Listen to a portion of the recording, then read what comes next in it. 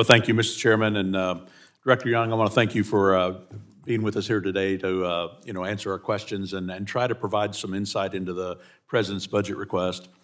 Before I talk about some of the budget things I want to talk about, I wanted to correct the record on something. I guess you'd stated to Representative Klein that the President would not sign a bill raising taxes on those making under $400,000.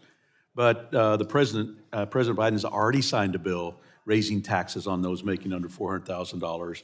In fact, according to the Congressional Budget Office and the Joint Committee on Taxation, the so-called Inflation Reduction Act raised taxes on those under $400,000 by over $4 billion. Mr. Chairman, I ask unanimous consent to enter into the record this letter from the Congressional Budget Office dated August 25th, 2022 to Ranking Member Kevin Brady and Ranking Member Jason Smith. Without objection, so ordered.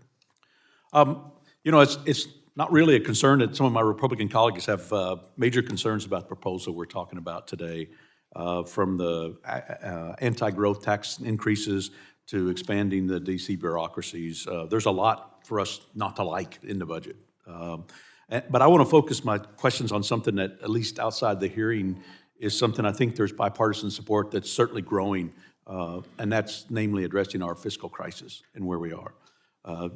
Director Young, I'm sure you're aware that our country's borrowing roughly $95,000 a second, and that's more than the median income of an individual in Kansas, and for the household income. And so, in just literally 1 second, the federal debt increased $95,000. And Democrats and Republicans all agree this is dangerously unsustainable. And I'm part of a bipartisan group that's working to address this. And even some of my colleagues on the other side of the dais have talked about this devastating problem. Yet in the President's budget request, there's not really any meaningful way to address this crisis. Even worse, the President's proposed tax increases, which aren't even offsetting the new spending that he's proposing.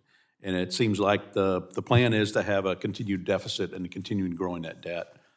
I know that sometimes in the DC doublespeak, it's easy to say that the President likes to talk about his deficit is reduced.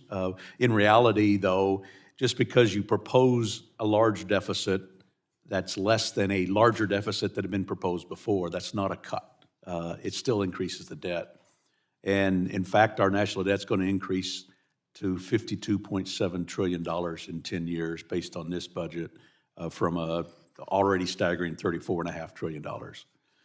So can you help with us, help understand where the President's priority are on our fiscal health of the nation, and particularly why he didn't propose balancing the budget if we truly do have a strong economic recovery?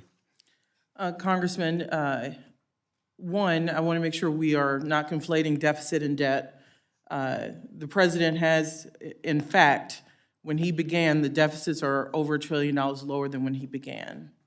Yeah, but let's not confuse the COVID spending that Republicans and Democrats agreed to for that disaster. And when I look at, so if we take out COVID and we take out the extra spending there, and we just look for the next 10 years from what the President Biden has proposed, it actually is increasing the debt. So he's spending more money every year than he's bringing in. Well, Congressman, from the amount that was being spent, outlays in the government when this president took office to now, there has been over $1 trillion of deficit reduction. I appreciate you don't want to count that base because we're in the middle of COVID, but just as you don't want to do that, I don't want people to forget where we were.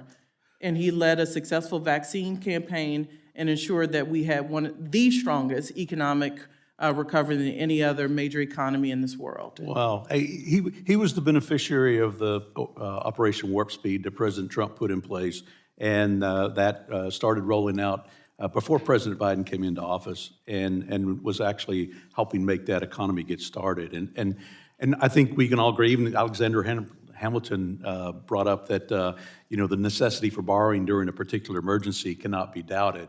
But I'm just looking forward. I mean, over the next 10 years, the President looks and proposes increasing our debt instead of lowering our debt in what's supposedly strong economic times. Yeah, in 5 seconds, I'll say, he has shown a path. I get there's disagreement on how we get there, by asking the wealthiest to pay more, showing a path to over $3 trillion of deficit reduction.